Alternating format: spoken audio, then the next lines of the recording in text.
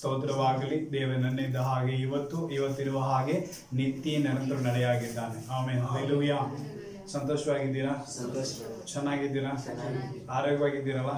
ಆಮೇಲೆ ಹಲ್ಲೆಲೂಯಾ. ಕರ್ತನಲ್ಲಿ ಯಾವಾಗಲೂ ಹೆಂಗಿರ್ಬೇಕು? ಸಂತೋಷವಾದವರಾಗಿ ಇರಬೇಕು. ಆಮೇಲೆ ಹಲ್ಲೆಲೂಯಾ. ಸೊ ಇಂಥ ಒಂದು ಇಕ್ಕಟ್ಟಾದ ಸಮಯದಲ್ಲಿ ದೇವರು ನಮ್ಮನ್ನು ಏನ್ ಮಾಡಿದ್ದಾನೆ?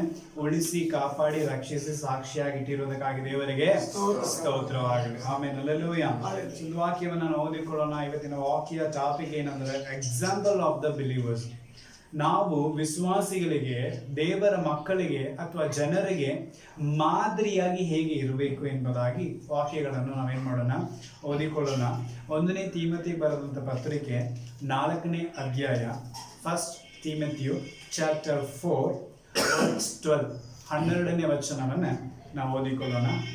4ನೇ ಅಧ್ಯಾಯ 12ನೇ ವಚನ. ಯೌವನಸ್ಥನೆಂದು ನಿನ್ನನ್ನು ಅಸಡ್ಡೆ ಮಾಡುವುದಕ್ಕೆ ಯಾರಿಗೂ ಅವಕಾಶ ಕೊಡದೆ ನಂಬುವವರಿಗೆ ನಡೆ, ನುಡಿ, ಪ್ರೀತಿ, ನಂಬಿಕೆ, ಶುದ್ಧತ್ವ ಇವುಗಳ ವಿಷಯದಲ್ಲಿ ನೀನೇ ಮಾದರಿಯಾಗಿರು. ಆಮೆನ್. ಹಲ್ಲೆಲೂಯಾ. Example of the believers. ಹಲ್ಲೆಲೂಯಾ. ನಾವು ನಂಬಿದಂತ ನಂಬುವಂತ ಜನರಿಗೆ, ವಿಶ್ವಾಸಿಗಳಿಗೆ ನಾವು ಹೆಂಗಿರ್ಬೇಕಂದ್ರೆ ಮಾದರಿಯಾಗಿರ್ಬೇಕು. ಹಲ್ಲೆಲೂಯಾ. ನಮ್ಮನ್ನ ನೋಡಿ ಏನ್ ಮಾಡಬೇಕು? ಅವರು ನಮ್ಮ ಕಡೆಯಿಂದ ಒಳ್ಳೆ ಗುಣಗಳನ್ನು ಏನ್ ಮಾಡಬೇಕು? ಕಲಿಯುವಂತವರಾಗಿರ್ಬೇಕು. ಅವನ್ನ ಕೆಡಿಸುವಂತ ಗುಣಗಳು ನಮ್ಮಲ್ಲಿ ಇರಬಾರದು. ಪೌಲನು ತಿಮೋಥಿಗೆ ಬರೀತಾ ಇರುವಾಗ, ನೀನು ಯಾವ ರೀತಿ ಇರಬೇಕು? ಯೌವನಸ್ಥನಾಗಿದ್ದಿ, ಆದ ಕಾರಣ ನಿನ್ನ ಯೌವನವನ್ನು ಕುರಿತು ಯಾರು ಏನ್ ಮಾಡಬಾರದು? ಅಸಡ್ಡೆ ಮಾಡಬಾರದು. ಹಲ್ಲೆಲೂಯಾ. ಆದ ಕಾರಣ ನೀನು ವಿಶ್ವಾಸಿಗಳಿಗೆ ಹೆಂಗಿರಬೇಕು? ನಂಬುವ ಜನರಿಗೆ ಹೆಂಗಿರಬೇಕು? ನೀನು ಮಾದರಿಯಾಗಿರ್ಬೇಕು ಎಂಬುದಾಗಿ ದೇವರು ಹೇಳ್ತಾ ಇದ್ದಾನೆ. ಅಲ್ಲದೆ ದೇವರ ನಂಬಿದಂತ ಜನಗಳು ಈ ಸಮೂಹಕ್ಕೆ, ಸಮಾಜಕ್ಕೆ ಒಂದು ಮಾದರಿಯಾಗಿರಬೇಕು. ಹಲ್ಲೆಲೂಯಾ. ಯಾಕಂದ್ರೆ ನಾವು ಲೋಕದವರು ಅಲ್ಲ. ಲೋಕದಿಂದ ದೇವರು ನಮ್ಮನ್ನು ಏನ್ ಮಾಡಿದ್ದಾನೆ? ಬೇರ್ಪಡಿಸಿ ಆತನ ಪರಿಶುದ್ಧವಾದ ರಕ್ತದಿಂದ ನಮ್ಮನ್ನು ತೊಳೆದು ಆತನ ಒಂದು ಸ್ವಕೀಯ ಜನಾಂಗವಾಗಿ, ಪ್ರಜೆಯಾಗಿ ದೇವರು ಏನ್ ಮಾಡಿದ್ದಾನೆ? ನಮ್ಮನ್ನ ಮಾಡಿದ್ದಾನೆ. ಹಲ್ಲೆಲೂಯಾ. ಅಂದ ಮೇಲೆ ನಾವು ಅನೇಕರಿಗೆ ಒಂದು ಮಾದರಿಯಾಗಿರಬೇಕು. ಆಮೆನ್. ಹಲ್ಲೆಲೂಯಾ. ಸೊ ಕೆಲವೊಂದು ವಿಷಯಗಳನ್ನ ಅವನು ಹೇಳಿದಾನೆ. ಒಂದು, ನೀ ಏನ್ ಮಾಡಬೇಕು? ನಿನ್ನ ನಡೆ. ಹಲ್ಲೆಲೂಯಾ. ನಿನ್ನ ನಡೆಯನ್ನು ಏನ್ ಮಾಡಬೇಕು? ಕಾಪಾಡಿಕೊಳ್ಳಬೇಕು. ನಡೆ ಅಂತ ನೋಡೋದಾದ್ರೆ ಇಂಗ್ಲಿಷ್ ನಲ್ಲಿ ಕಂಡಕ್ಟ್ ಎಂಬುದಾಗಿ ಬರ್ತಾ ಇದೆ.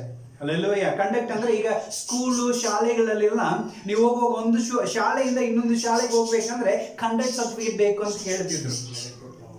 ನಡತೆ ಪ್ರಮಾಣ ಪತ್ರ ಅಂತ ಕೇಳ್ತಿದ್ರು. ಅಂದ್ರೆ ಆ ಶಾಲೆಯಲ್ಲಿ ಅವನ ಗುಣಗಳು ಹೇಗಿತ್ತು, ಅವನ ಬಿಹೇವಿಯರ್ಸ್ ಹೇಗಿತ್ತು, ಅವನ ನಡವಳಿಕೆ ಹೆಂಗಿತ್ತು, ಅವನ್ ಚೆನ್ನಾಗಿದ್ನ, ಅದ್ರಲ್ಲಿ ಹೆಂಗಿರ್ಬೇಕು? ಗುಡ್ ಅಂತ ಹಾಕಿ ಕಳಿಸ್ಬೇಕು. ಹಲ್ಲೆಲೂಯಾ.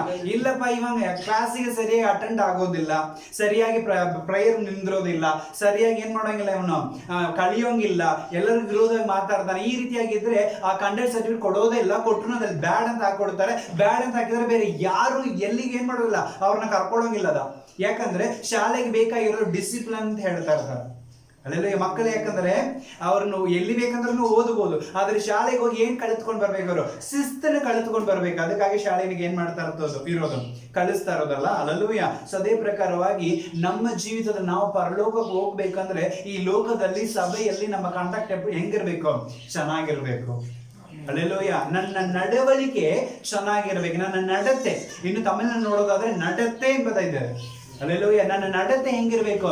ಸರಿಯಾಗಿರ್ಬೇಕು. ಹಲ್ಲೆಲೂಯಾ. ಜನರ ಮುಂದೆ ನಾನು ಯಾವ ರೀತಿ ನಡೆದುಕೊಳ್ಳುತ್ತೀನಿ, ಅದು ಇಂಪಾರ್ಟೆಂಟ್ ಆಗಿರ್ಬೇಕು ನಮಗೆ. ಹಲ್ಲೆಲೂಯಾ. ಎಲ್ಲರೂ ಮಾಡ್ತಾರೆ ಅಂತ ನಾವು ಮಾಡ್ಲಿಕ್ಕೆ ದೇವರು ನಮ್ಮನ್ನ ಕರೀಲಿಲ್ಲ. ಹಲ್ಲೆಲೂಯಾ. ನಾವು ಅವರಿಂದ ಸ್ಪೆಷಲ್ ಆಗಿರ್ಬೇಕು ಅನ್ನೋದಕ್ಕಾಗಿ ದೇವರು ನಮ್ಮನ್ನ ಕರೆದಿಲ್ಲ. ಅಂದಮೇಲೆ ನಮ್ಮ ನಡತೆ ಹೆಂಗಿರ್ಬೇಕು? ಸರಿಯಾಗಿರ್ಬೇಕು. ನಡತೆ ವಿಷಯದಲ್ಲಿ ನೋಡೋದಾದ್ರೆ ನಮಗೆ ತುಂಬಾ ಚೆನ್ನಾಗಿ ಗೊತ್ತಿರುವಂತ ಒಂದು ವ್ಯಕ್ತಿ ಇದ್ದಾರೆ. ಹಲ್ಲೆಲೂಯಾ. ವಾಕ್ಯ ಓದಿಕೊಳ್ಳೋಣ. ರೂತ್ 3ನೇ ಅಧ್ಯಾಯ 10ನೇ ವಚನ.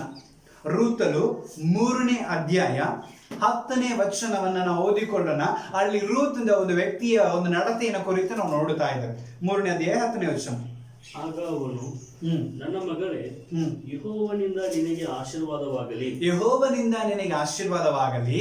ನೀನು ಹಾ, ಬಡವರು ಐಶ್ವರ್ಯವಂತರು ಆದಂತ ಯೌವನಸ್ಥರನ್ನು ಏನ್ ಮಾಡ್ಲಿಲ್ಲ ನೀನು ನೋಡಿ ಹೊಗಳಲಿಲ್ಲ. ನೋಡಿ ಹೊಗಳಿ ಹುಡುಕಿಕೊಂಡು ಹೋಗಲಿಲ್ಲ. ಈಗ ನಿನ್ನ ಪತಿಭಕ್ತಿಯು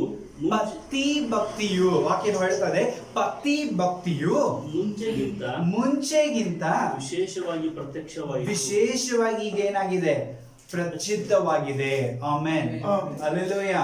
ಅಂದ್ರೆ ಅವಳ ನಡವಳಿಕೆ ಹೆಂಗಿತ್ತಂದ್ರೆ ಮುಂಚೆಗಿಂತ ಈಗ ಚೆನ್ನಾಗಿತ್ತು. ಹಲ್ಲೆಲೂಯಾ. ಏಕೆಂದ್ರೆ ಸ್ತ್ರೀಯರಿಗೆ ನಡತೆನ ತುಂಬಾ ಇಂಪಾರ್ಟೆಂಟ್. ಸ್ತ್ರೀಯರು ಮಾತ್ರ ಇಲ್ಲ, ದೇವರ ವಾಕ್ಯದಲ್ಲಿ ಹೇಳುವ ಪ್ರಕಾರ ಜನರಿಗೆ ನಡತೆ ತುಂಬಾ ಬಹಳ ಇಂಪಾರ್ಟೆಂಟ್ ಆಗಿದೆ. ಹಲ್ಲೆಲೂಯಾ. ಯಾಕಂದ್ರೆ ರೂತಳು ಒಂದು ಮನೆಗೆ ಏನ್ ಮಾಡಿದಾಳೆ, ಸೊಸೆಯಾಗಿ ಮದುವೆಯಾಗಿ ಹೋಗಿದ್ದಾಳೆ. ಹಲ್ಲೆಲೂಯಾ. ಆಲ್ರೆಡಿ ಅಲ್ಲಿ ಯಾರಿಲ್ಲ, ಸೊ ಮಾವ ಇಲ್ಲ, ಅತ್ತಿ ಮಾತ್ರ ಇದ್ದಾಳೆ. ಗಂಡನು ಏನಾಗಿದ್ದಾನೆ, ತೀರಿ ಹೋಗಿದ್ದಾನೆ. ಈಗ ಅತ್ತೆ ಸೊಸೆಯಂದ್ರು ಮಾತ್ರ ಇದ್ದಾರೆ.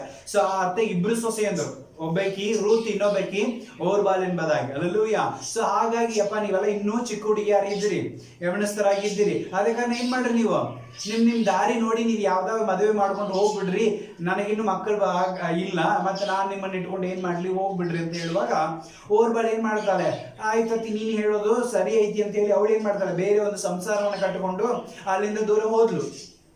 ಆದ್ರೆ ರೂತ್ ಏನ್ ಮಾಡ್ಲಿಲ್ರಿ, ಅತ್ತಿ ನೀನ್ ಎಲ್ಲಿ ಇರ್ತೀಯ ಅಲ್ಲೇ ನಾನು ಇರ್ತೀನಿ.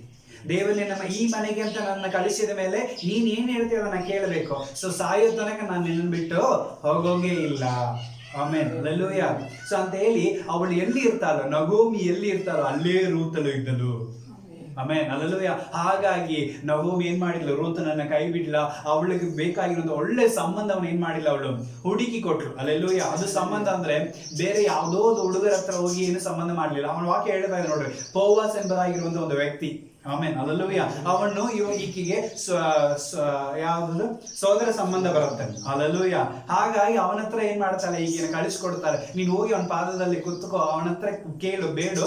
ಅವನೇನ್ ಮಾಡ್ತಾನೆ, ದಯ ತೋರಿಸ್ತಾನೆ ಅಂತ ಹೇಳಿ ಕಳಿಸ. ಅವಳು ಸಹ ಏನ್ ಮಾಡ್ತಾಳೆ, ಹೋಗಿ ಇಡೀ ರಾತ್ರಿ ಅವನ ಪಾದದಲ್ಲಿ ಕುತ್ಕೊಂಡು ಏನ್ ಮಾಡ್ತಾರಲ್ಲೇ ಅವನ ಹತ್ರ ಸಂಭಾಷಣೆ ಮಾಡುವಾಗ ಅವನು ಈಕೆಯನ್ನು ಕುರಿತು, ನಡತೆಯನ್ನು ಕುರಿತು ಏನ್ ಮಾಡ್ತಾ ಇದ್ದಾನೆ, ಒಂದು ಒಳ್ಳೆ ಸರ್ಟಿಫಿಕೇಟ್ ಕೊಡ್ತಾ ಇದ್ದಾನೆ. ಹಲ್ಲೆಲೂಯಾ. ನಿನ್ ಬಗ್ಗೆ ನಾನು ಕೇಳಿದೀನಿ, ಎಷ್ಟೇ ತೊಂದರೆ ಬಂದ್ರು ನೀನ್ ಮದುವೆಯಾಗಿ ಬಂದಿದ್ದ ಮನೆತನವನ್ನು ಬಿಟ್ಟು ನೀನ್ ಎಂದಿಗೂ ಹೊರಗೆ ಬಂದಿಲ್ಲ ಅಂತೆಲ್ಲ.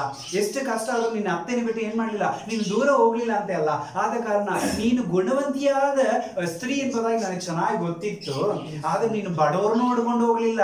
ಯಾಕಂದ್ರೆ ಕೆಲವೊಮ್ಮೆ ಏನ್ ಮಾಡ್ತಾ ಇದೆ, ತಪ್ಪಾದ ಆಲೋಚನೆ ಬರುವಾಗ ಸಿಕ್ಕಿದವ್ರನ್ನ ಏನ್ ಮಾಡ್ತೇವೆ, ಮದುವೆ ಮಾಡಿಕೊಂಡು ಆ ಒಂದು ಆಕರ್ಷಣೆ ನೋಡಿ ಮದುವೆಯಾಗಿ ಹೋಗೋರು ಇರ್ತಾರೆ. ಹಲ್ಲೆಲೂಯಾ. ಅಥವಾ ಶ್ರೀಮಂತವನ್ನ ನೋಡಿ ಮದುವೆ ಆಗೋರು ಅನೇಕ ಇರ್ತಾರೆ. ಅವನು ಕಟ್ಕೊಂಡು ಹೋದ್ರೆ ರಾಣಿ ತರ ಇರ್ಬೋದು, ಆ ತರ ವಿಚಾರ ಮಾಡ್ಕೊಂಡು ಮದುವೆ ಆಗಿರ್ತಾರೆ. ಆದ್ರೆ ಇವಳು ಯಾವ ರೀತಿ ಬಡವರನ್ನು ನೋಡಿಕೊಂಡು ಹೋಗ್ಲಿಲ್ಲ, ಶ್ರೀಮಂತನ ಹುಡುಕಿಕೊಂಡು ಹೋಗ್ಲಿಲ್ಲ. ಹಲ್ಲೆಲೂಯಾ. ಸೊ ಆದ ಕಾರಣ ನಿನ್ನ ಭಯ ಭಕ್ತಿ, ಪತಿ ಭಕ್ತಿ ಮುಂಚೆಗಿಂತಲೂ ಈಗ ತುಂಬಾ ಚೆನ್ನಾಗಿ ಕಂಡು ಬಂದಿದೆ. ಅದು ಕಂಡಕ್ಟ್. ಆಮೇಲೆ ಹಲ್ಲೆಲೂಯಾ. ಅದುವೇ ಒಂದು ಒಳ್ಳೆ ನಡತೆಗೆ ಇರಬೇಕಿರೋ ಒಂದು ಗುಣ. ಹಲ್ಲೆಲೂಯಾ. ನಮ್ಮ ನಡತೆಯನ್ನು ನೋಡಿ ಜನ ಏನ್ ಮಾಡ್ಬೇಕು, ಮೆಚ್ಚುವಂತವರಾಗಿರಬೇಕು. ಜ್ಞಾನೋಕ್ತಿಯಲ್ಲಿ ಒಂದು ವಾಕ್ಯ ಇದೆ, 20ನೇ ಅಧ್ಯಾಯದಲ್ಲಿ 11ನೇ ವಚನ. ಪ್ರೊವರ್ಬ್ಸ್ 20:11, 20ನೇ ಅಧ್ಯಾಯ 11ನೇ ವಚನ. ಒಬ್ಬ ಹುಡುಗನಾದರೂ ಶುದ್ಧವೂ ಸತ್ಯವೂ ಆದ ನಡತೆಯಿಂದಲೇ ತನ್ನ ಗುಣವನ್ನು ತೋರ್ಪಡಿಸಿಕೊಳ್ಳುವುದು. ಹಲ್ಲೆಲೂಯಾ. ಸೊ ಶುದ್ಧ ಮತ್ತೆ ನಡತೆಯಿಂದಲೇ ತನ್ನ ಗುಣವನ್ನು ಏನ್ ಮಾಡ್ಲಿಕ್ಕೆ ಆಗೋದು, ತೋರ್ಪಡಿಸಿಕೊಳ್ಳುವುದು. ಹಲ್ಲೆಲೂಯಾ. ಅದು ಚಿಕ್ಕ ಮಗುವಾಗಿದ್ರು ಪರವಾಗಿಲ್ಲ, ಚೈಲ್ಡ್ ಎಂಬುದಾಗಿದೆ ಇಂಗ್ಲಿಷ್ ನಲ್ಲಿ. ಹಲ್ಲೆಲೂಯಾ. ಕನ್ನಡಕ್ಕಿಂತ ತಮಿಳ್ ಇಂಗ್ಲಿಷ್ ನಲ್ಲಿ ಹೇಳ್ತಾ ಇದೆ ಚೈಲ್ಡ್. ಅದು ಮಗುವಾಗಿದ್ರು ಪರವಾಗಿಲ್ಲ, ಅದನ್ನ ಶುದ್ಧತೆ ನಡವಳಿಕೆಯಿಂದಲೇ ಅದರ ಗುಣವು ಹೊರಗೆ ಬರೋದು. Amen, hallelujah. ಯಾಕಂದ್ರೆ ಕೆಲವರು ಮಕ್ಕಳು ನೋಡಿ ತುಂಬಾ ಒಡಲನಾಗಿದ್ದಾನಪ್ಪ ಹೇಳಿರ್ತವ ಇಲ್ವಾ. ಹಲ್ಲೆಲೂಯಾ. ನನ್ನ ಮಗನ್ನೇ ಹೇಳ್ತಾ ಇದ್ದಾನೆ. ಹಲ್ಲೆಲೂಯಾ. ದೊಡ್ಡವ್ರು ನೋಡಿದ್ರೆ ಎಲ್ಲರೂ ಏನ್ ಮಾಡ್ತಾರೆ, ಎಷ್ಟು ಕಿರಿಗೇಡಿದಾನ್ರಿ ಅಂತ ಹೇಳ್ತಾರೆ. ಯಾಕಂದ್ರೆ ಮಗುವಿನ ಗುಣ ಎಲ್ಲಿ ಹೊರಗೆ ಬರುತ್ತೆ ಅಂದ್ರೆ ಅವ್ರ ಶುದ್ಧತೆ ಮತ್ತೆ ಅವರು ನಡವಳಿಕೆಯಿಂದ ಅದು ಹೊರಗೆ ಬರೋದು. ಹಲ್ಲೆಲೂಯಾ. ಹಲ್ಲೆಲೂಯಾ. ಆಗ ಮಗುವಾಗಿರ್ಲಿ, ದೊಡ್ಡವರಾಗಿರ್ಲಿ, ಯವನಸ್ಥನಾಗಿರ್ಲಿ, ಅವನ ಶುದ್ಧತೆ ನಡವಳಿಕೆಯನ್ನು ನೋಡಿನೇ ಅವನ ಸರ್ಟಿಫಿಕೇಟ್ ಮಾಡ್ತಾರೆ. ಅಲ್ಲೆಲ್ಲ ಅವನ ಗುರ್ತಿಡ್ತಾರೆ. ಹಲ್ಲೆಲೂಯಾ. ಅವನು ಬಿಡಪ್ಪ, ಅವನ ಬಗ್ಗೆ ನನಗೆ ಚೆನ್ನಾಗಿ ಗೊತ್ತೈತಿ. ಅವರಪ್ಪ ಎಷ್ಟು ಶಾಂತವಾದ ವ್ಯಕ್ತಿ, ಅವ್ರಿಗೆ ಈ ರೀತಿ ಆಯ್ತಾ. ಎರಡು ರೀತಿಯಾದ ಜನ ಮಾತಾಡ್ತಾರೆ. ಅಲ್ಲೆಲ್ಲ ಗೊತ್ತೈತಿ, ಅವನ್ ಇಷ್ಟೆಲ್ಲ ಹಾರಾಡಕತ್ತಿದ್ದಾಗಲೇ ನನಗೆ ಗೊತ್ತೈತಿ ಹಿಂಗೆ ಆಗತ್ತಂತ ಹೇಳಿ ಮಾತಾಡುವಾಗ ನಮ್ಮ ನಡವಳಿಕೆ ಹಿಂಗಿತ್ತು ಅಂತ ಅರ್ಥ. ನಾವು ಸರಿಯಾಗಿ ನಮ್ಮ ನಡತೆ ಸರಿ ಇಲ್ಲ ಅಂತ ಅರ್ಥ. ಅಲ್ಲೆಲ್ಲ ಇದೇ ನಮಗೆ ಏನೋ ಒಂದು ಆಗೋ, ಅಯ್ಯೋ ಆ ಮನುಷ್ಯನಿಗೆ ಹಿಂಗಾಯ್ತಾ, ಅಯ್ಯೋ ಪಾಪ ಅವನಿಗೆ ಹಂಗೆ ಆಗ್ಬಾರ್ದೈತಲ್ಲ, ಯಾರು ಸುದ್ದಿಗೆ ಹೋಗಂಗಿಲ್ಲ, ಅವ್ರ ಪಾಠಕ್ಕೆ ಅವ್ರು ಇರ್ತಿದಾರಲ್ಲ, ಏನ್ ದೇವ್ರ ಧ್ಯಾನ ಮಾಡ್ಕೊಂಡು ಹೋಗ್ತಿದಾರಲ್ಲ ಅಂತ ಹೇಳುವಾಗ ನಿಜವಾಗಲು ಅಲ್ಲಿ ಏನ್ ಬರ್ತಾ ಇದೆ, ನಮ್ಮ ನಡತೆ ಶುದ್ಧವಾಗಿರೋದು ಕಂಡು ಬರ್ತಾ ಇರುತ್ತೆ. ಇನ್ನೊಂದು ವಾಕ್ಯ ಯೆರೆಮೀಯನ ಗ್ರಂಥ 4ನೇ ಅಧ್ಯಾಯ 18ನೇ ವಚನ. Jeremiah chapter 4 words 18.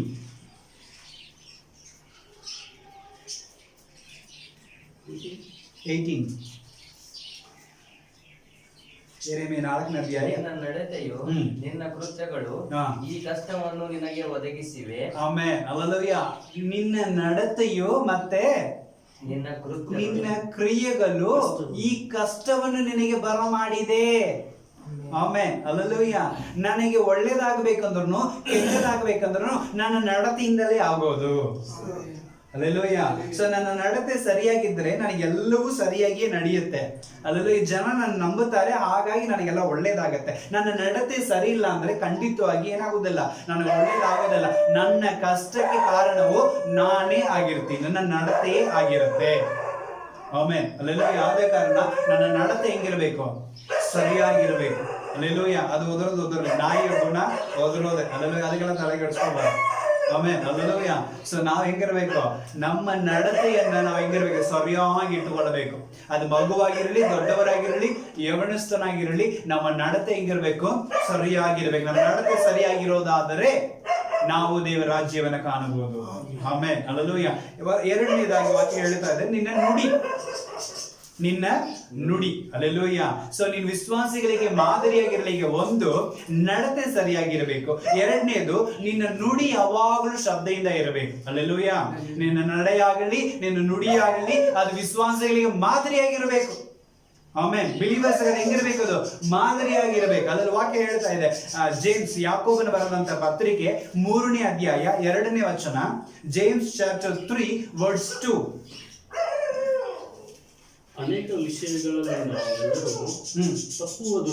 ಅನೇಕ ವಿಷಯಗಳಲ್ಲಿ ನಾವೆಲ್ಲರೂ ತಪ್ಪುವುದುಂಟು. ಒಬ್ಬನು ಮಾತಿನಲ್ಲಿ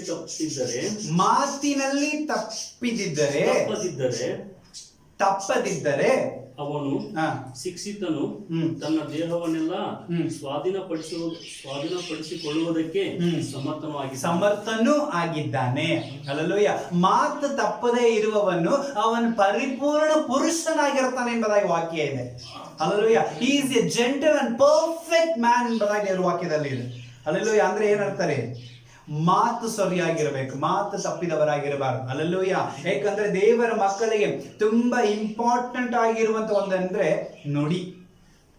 ಮಾತಾಡೋದು ಮುಂಚೆ 1000 ಸಲ ಏನ್ ಮಾಡ್ರಿ, ನೀವು ಯೋಚನೆ ಮಾಡ್ರಿ. ಮಾತನಾಡಿದ ಮೇಲೆ ನೀವೇನ್ ಮಾಡ್ಬೇಡ್ರಿ, ಮರಿಬೇಡ್ರಿ.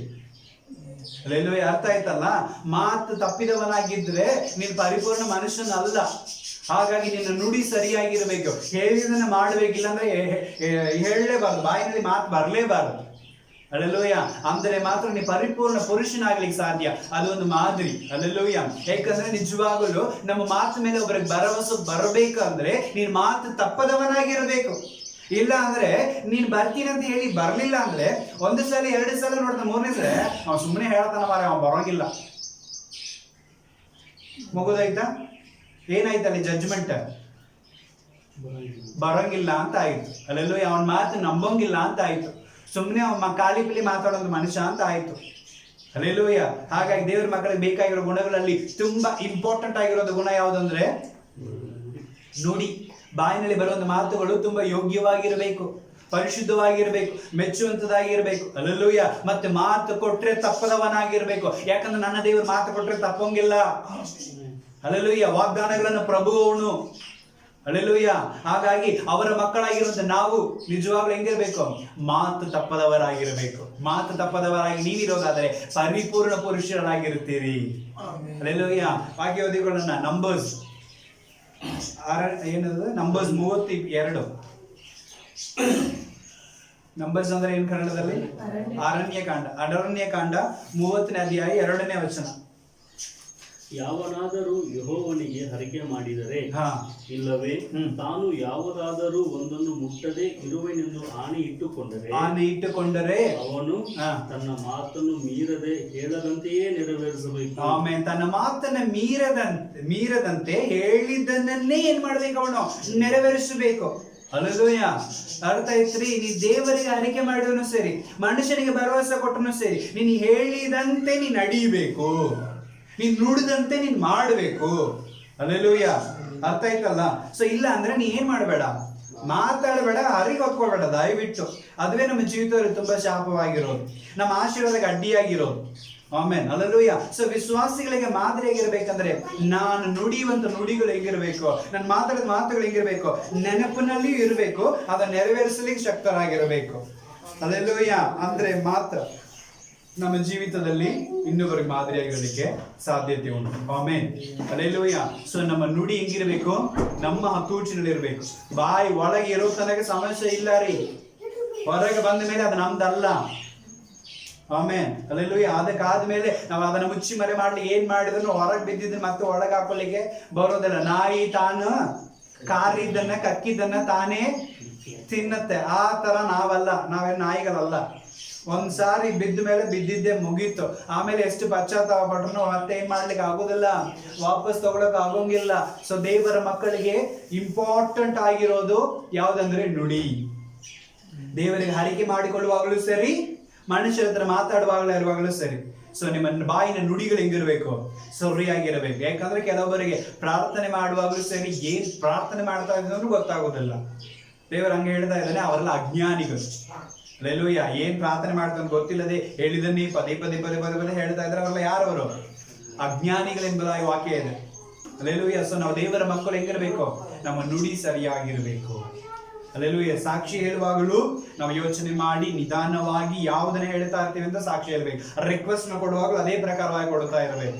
ಹಲ್ಲೆಲೂಯಾ. ಮತ್ತೆ ಇನ್ನೊಬ್ಬರ ಕೋಪಕ್ಕೆ ನಾವೇನಾಗಬಾರ್ದು, ನಮ್ಮ ನುಡಿಗಳು ಕಾರಣವಾಗಿರಬಾರ್ದು, ನಮ್ಮ ನಡತೆಗಳು ಕಾರಣವಾಗಿರಬಾರ್ದು. ಹಲ್ಲೆಲೂಯಾ.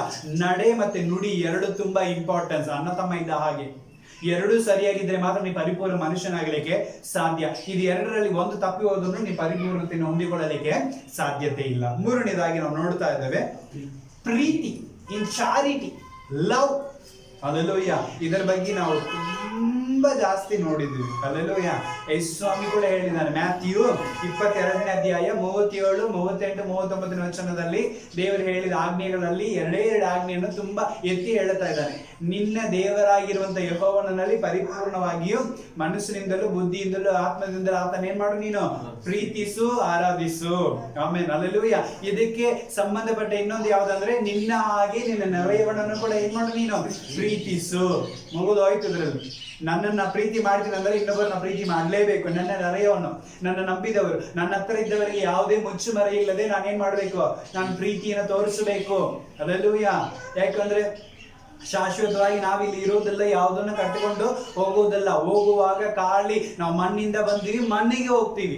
ಹಲ್ಲೆಲೂಯಾ. ಇರೋ ತನಕ ನಾವು ಹೆಂಗಿರಬೇಕು, ಸೊ ನಾವು ಪ್ರೀತಿಯಿಂದ ಎಲ್ಲರ ಹತ್ರ ಏನ್ ಮಾಡ್ಬೇಕು, ಇದ್ದು ಹೋಗುವವರಾಗಿರ್ಬೇಕು. 1ನೇ ಕೊರಿಂಥಿಯ 13ನೇ ಅಧ್ಯಾಯದಲ್ಲಿ ತುಂಬಾ ವಚನಗಳು ಪ್ರೀತಿ ಬಗ್ಗೆ ಐತಿ. ಹಲ್ಲೆಲೂಯಾ. ಅದರಲ್ಲಿ 1, 2, 3 ವಚನಗಳು ಹೇಳ್ತಾ ಇದೆ, ನಾನು ಎಲ್ಲ ಪರ್ಫೆಕ್ಟ್ ಆಗಿದ್ರು ನನ್ನಲ್ಲಿ ಪ್ರೀತಿ ಇಲ್ಲ ಅಂದ್ರೆ ಐ ಆಮ್ ನಥಿಂಗ್ ಎಂಬುದಾಗಿ ಪೌಲನು ಹೇಳ್ತಾ ಇದ್ದಾನೆ. ಹಲ್ಲೆಲೂಯಾ. ನಾನು ಏನೂ ಇಲ್ಲದವನು. ಪ್ರೀತಿ ಇಲ್ಲ ಅಂದ್ರೆ ನಾನು ಎಂತ ದೊಡ್ಡ ಪ್ರವಾದಿಯಾಗಿದ್ರು ವೇಸ್ಟ್. ಪ್ರೀತಿ ಇಲ್ಲ ಅಂದ್ರೆ ನಾನು ಎಂತ ದೊಡ್ಡ ಜಾನರಾಗಿದ್ರು ವೇಸ್ಟ್. ಪ್ರೀತಿ ಇಲ್ಲ ಅಂದ್ರೆ ನಾನು ಅನ್ಯ ಭಾಷೆ ಮಾತಾಡಿದ್ರು ವೇಸ್ಟ್, ಬೇರೆ ಭಾಷೆಗಳನ್ನ ಟ್ರಾನ್ಸ್ಲೇಷನ್ ಮಾಡಿದ್ರು ವೇಸ್ಟ್ ಅಂತ ಹೇಳ್ತದ. ಹಲ್ಲೆಲೂಯಾ. ನೀನ್ ಎಂತ ಜಾನರಾಗಿರು, ದೊಡ್ಡವನಾಗಿರು, ಶ್ರೀಮಂತನಾಗಿರು, ನಿನ್ನಲ್ಲಿ ಪ್ರೀತಿ ಇಲ್ಲ ಅಂದ್ರೆ ನೀನ್ ಟೋಟಲಿ ವೇಸ್ಟ್ ಅಂತ ದೇವರ ವಾಕ್ಯ ಹೇಳ್ತಾ ಇದೆ.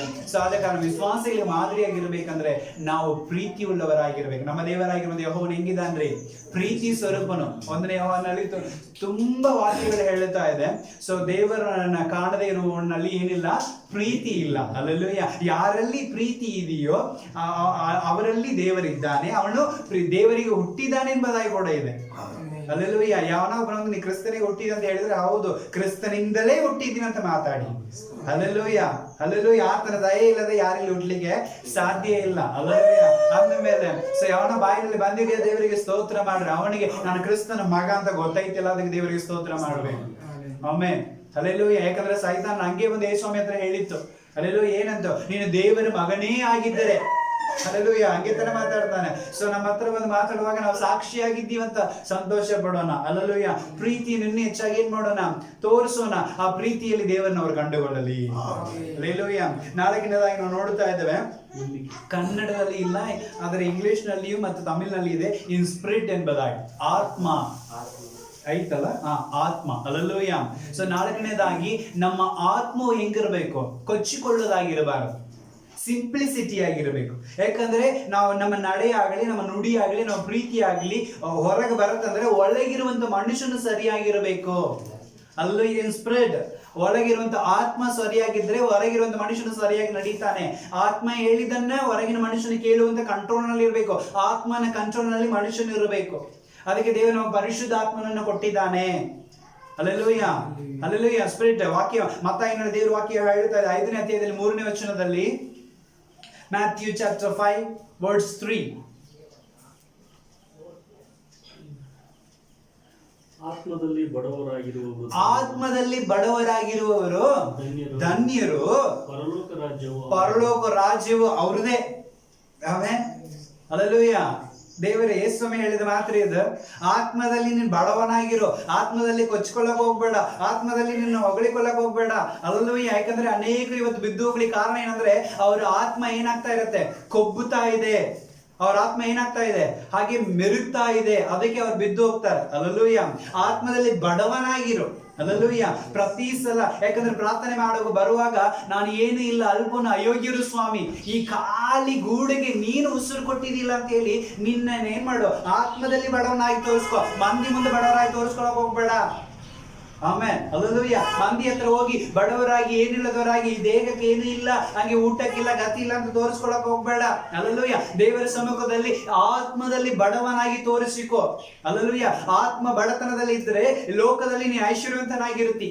ಹಲ್ಲೆಲೂಯಾ. ಕೃಪೆಯಲ್ಲಿ ಐಶ್ವರ್ಯ ತಂದೆಯಾದ ದೇವರು ತನ್ನ ದಯೆಯನ್ನು ನಮಗೆ ಏನ್ ಮಾಡ್ತಾನೆ, ಕೊಡ್ಲಿಕ್ಕೆ ಆತನು ಶಕ್ತನಾಗಿದ್ದಾನೆ.